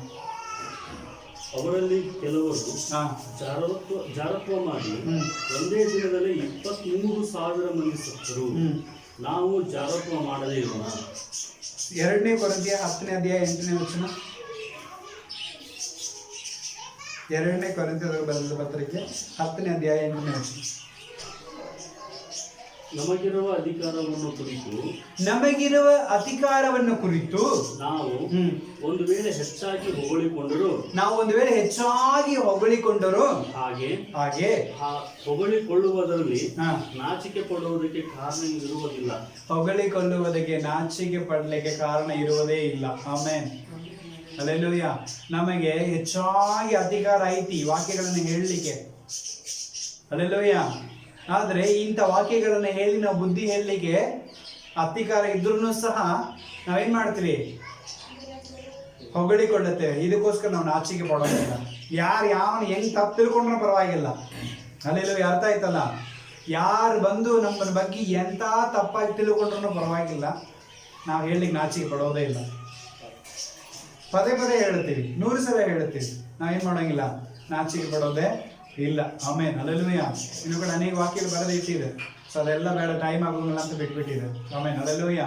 ಯಾಕೆಂದ್ರೆ ಪೌಲನು ಒಂದು ಸಭೆಗೆ ಒಂದು ಶಿಷ್ಯರನ್ನ ಕರ್ಕೊಂಡು ಹೋಗ್ತಾ ಇರುವಾಗ ಬುದ್ಧಿ ಹೇಳ್ತಾ ಇದ್ದಾನೆ. ಹಲ್ಲೆಲೂಯಾ. ಎಲ್ಲಿದ್ದಾನೆ ಬುದ್ಧಿ ಹೇಳ್ತಾನೆ ಅಂದ್ರೆ ಪ್ರಯಾಣ ಮುಗಿಯೋ ತನಕ ಬುದ್ಧಿ ಹೇಳ್ತಾನೆ ಇದ್ದಾನಂತೆ. ಗ್ರೇಕ ಪಟ್ಟಣ ಬರುವ ತನಕ ಅವನು ಏನ್ ಮಾಡ್ತಾ ಇದ್ದ? ಬುದ್ಧಿ ಮಾತುಗಳನ್ನು ಹೇಳ್ತಾ ಬಂದಿದ್ದ. ಹಲ್ಲೆಲೂಯಾ. ಆದ್ರೆ ಅಲ್ಲಿ ಮತ್ತೆ ಗ್ರೇಕ ಪಟ್ಟಣಕ್ಕೆ ಹೋಗಿ ಅಲ್ಲಿನೂ ಒಂದು ಸಭೆಯಲ್ಲಿ ಅವನು ಏನ್ ಮಾಡ್ತಿದ್ದ? ಬುದ್ಧಿ ಮಾತುಗಳನ್ನ, ಯಾಕಂದ್ರೆ ಸಮಯ ಇಲ್ಲ, ಟೈಮ್ ಇಲ್ಲ, ಹಂಗಾಗಿ ಅವ್ನು ಬೇಗ ಹೋಗ್ಬೇಕು, ಟೈಮ್ ಸಿಕ್ಕುವಾಗಲೇ ಇವ್ರನ್ನ ತಿದ್ದಿಸ್ಬಿಡ್ಬೇಕು, ಇವ್ರ ಬುದ್ಧಿ ಹೇಳ್ಬಿಡ್ಬೇಕು ಅಂತ ಮಾತಾಡ್ತಾನೆ ಇದ್ದ. ಇಡೀ ರಾತ್ರಿ ಎಲ್ಲ ಮಾತಾಡ್ತಿದ್ನಂತೆ. ಅವಾಗ ಒಬ್ಬನ ನಿದ್ದೆ ಗುಂಪಿನಲ್ಲಿ 3ನೇ ಅಂತಸ್ತಿಂದ ಏನದ ಕೆಳಗೆ ಬಿದ್ದು ಪ್ರಾಣ ಬಿಟ್ಟನಂತೆ. ಎಷ್ಟು ಬೇಸರ ಅಲ್ಲ ನಮಗೆ ಅವ್ರ ಬುದ್ಧಿ ಕೇಳ್ಬೇಕಂದ್ರೆ. ಅದ್ರಲ್ಲಿ ಹಂಗೆ ಆಯ್ತು, ವಾಕ್ಯ ಹಂಗೆ ಇದೆ. ಅದು ಆಮೇಲೆ ಬೇಕಂದ್ರೆ ನಾನು ಹೇಳಿದ್ದೀನಿ, ನೀವು ಹೋದ್ರಿ ಮನೆಯಲ್ಲಿ, ನನಗೆ ತುಂಬಾ ಇಂಟ್ರೆಸ್ಟ್ ಆಯ್ತು. ಯಾಕೆ ಬಿದ್ದು ಹೋದೆ ಅಂದ್ರೆ ಅವನ ಬೇಸರದಿಂದ ದೇವರ ವಾಕ್ಯವನ್ನು ಕೇಳಿ ಬಿದ್ದು ಹೋಗ್ಲಿಲ್ಲ, ಅವನ ಬುದ್ಧಿ ಮಾತುಗಳನ್ನ ಕೇಳಿ ಕೇಳಿ ಕೇಳಿ ಕೇಳಿ ಬೇಸರಾಗಿ ಬಿದ್ದು ಹೋದ್ನಂತೆ. ಆಮೇಲೆ ಸಮ್ಟೈಮ್ಸ್ ನಾನು ಕೂಡ ಹೇಳಿದ್ದೇನೆ ನಾ ಏನ್ ಮಾಡ್ತಾ ಇರ್ತೀನಿ, ನಾನು ಕುತ್ಕೊಂಡು ಯೋಚನೆ ಮಾಡುವಾಗ ಎಷ್ಟು ಇದನ್ನೇ ಕೊರಿತಾ ಇದೀನಲ್ಲ ದಿನ ಅಂತ ಅನಿಸುತ್ತೆ. ಆದ್ರೆ ನಾನು ಮಾಡಲೇಬೇಕು. ಇದಕ್ಕೋಸ್ಕರ ನಾನು ನಾಚಿಕೆ ಪಡೋದು ಅವಶ್ಯಕತೆ ಇಲ್ಲ. ನೀನು ಎಲ್ಲಿ ತನಕ ನಾನು ಹೇಳ್ಬೇಕು, ನೀನು ಸರಿಯಾಗೋ ತನಕ ನಾನು ಹೇಳ್ಬೇಕು. ಹಲ್ಲೆಲೂಯಾ. ಅವನು ಯಾವಾಗ ಸರಿಯಾದ? ಮೇಲಿಂದ ಕೆಳಗೆ ಬಿದ್ದು ಪ್ರಾಣ ಹೋದ್ಮೇಲೆ ಸರಿಯಾದ, ಮತ್ತೆ ಹೋಗಿ ಪ್ರಾರ್ಥನೆ ಮಾಡಿ ಅವನ್ನ ಎಬ್ಬಿಸಿ ಮತ್ತೆ ಕರ್ಕೊಂಡು ಬಂದ್ರಂತೆ. ಹಲ್ಲೆಲೂಯಾ. ಹಾಗಾಗಿ ಸೇವಕರ ಬುದ್ಧಿ ಹೇಳುವಾಗ ಬೇಸರಗೊಳ್ಳಬೇಡ್ರಿ, ಮತ್ತೆ ನಿಮಗೆ ತೊಂದರೆವಾಗುತ್ತೆ. ಅದನ್ನ ಶ್ರದ್ಧೆಯಿಂದ ಏನ್ ಮಾಡ್ರಿ, ನೀವು ಕೇಳಿಕೊಳ್ಳ್ರಿ, ಅದರಿಂದ ನಿಮ್ಮ ಜೀವಿತವು ಕಟ್ಟಲ್ಪಡುತ್ತೆ.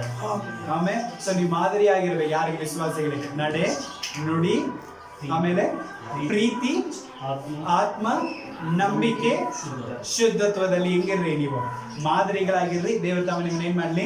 ಆಶೀರ್ವದಿಸಲಿ. ಪ್ರಾರ್ಥನೆ ಮಾಡಿಕೊಳ್ಳೋಣ. ತಂದೆಯಾದ ದೇವರೇ, ಕುಮಾರನ ಯೇಸುವೆ, ಪರಿಶುದ್ಧಾತ್ಮ ದೇವರೇ, ಕೇಳಿದ ವಾಕ್ಯಕ್ಕಾಗಿ ಸ್ತೋತ್ರ. ಈ ವಾಕ್ಯವನ್ನು ಕೇಳಿದ ಪ್ರಕಾರ ನಾವು ನಂಬಿದವರಿಗೆ ಒಂದು ಮಾದರಿಗಳಾಗಿರಬೇಕು. ನಡೆ, ನುಡಿ, ಪ್ರೀತಿ, ಆತ್ಮ, ನಂಬಿಕೆ, ವಿಶ್ವಾಸದಲ್ಲಿ ಸ್ವಾಮಿ ನಾವು ಮಾದರಿಗಳಾಗಿ ಜೀವಿಸುತ್ತಾ ಇನ್ನೊಬ್ಬರಿಗೆ ಬುದ್ಧಿ ಹೇಳೋದ್ರಲ್ಲಿ ನಾವು ಎಚ್ಚರವಾಗಿದ್ದುಕೊಂಡಿರುತ್ತಾನೆ. ಅವರ ಜೀವಿತವನ್ನು ಸರಿಪಡಿಸಲಿಕ್ಕೆ ದೇವರ ಅನುಕೂಲ ಮಾಡಿಕೊಡು ಸ್ವಾಮಿ. ಸ್ವಲ್ಪ ವಿಷಯದಲ್ಲಿ ನಂಬಿಕೆಸ್ಥರಾಗಿರುವಾಗ ದೊಡ್ಡ ಪ್ರಮಾಣದಲ್ಲಿ ನೀನು ನಮ್ಮನ್ನು ಉನ್ನತ ಸ್ಥಾನದಲ್ಲಿ ಇಡುತ್ತಿ. ಅದಕ್ಕಾಗಿ ನಿನಗೆ ಸ್ತೋತ್ರ. ನಮ್ಮನ್ನು ನಾವು ತಗ್ಗಿಸ್ತೇವೆ. ಇವತ್ತಿನಿಂದ ನಮ್ಮ ಜೀವಿತದಲ್ಲಿ ಅನೇಕರಿಗೆ ಮಾದರಿಯಾಗಿರಲಿಕ್ಕೆ ಅನುಕೂಲ ಮಾಡಿಕೊಡು. ಪ್ರಾರ್ಥನೆ ಕೇಳಿದ್ದಕ್ಕಾಗಿ ವಂದನೆ. ಯೇಸು ಕ್ರಿಸ್ತನ ಮುದ್ದಾದ ನಾಮದಲ್ಲಿ ಪರಿಶುದ್ಧಾತ್ಮನೇ ನಿನ್ನ ಸಹಾಯದೊಂದಿಗೆ ಪ್ರಾರ್ಥನೆ ಬಿಡಿ ಹೊಂದುತ್ತಾ ಇದ್ದೇನೆ. ನನ್ನ ಜೀವಗಳು ಸ್ವರ್ಗೀಯ ತಂದೆಯಾದ ದೇವರೇ. Amen. Amen. God bless you. Praise you.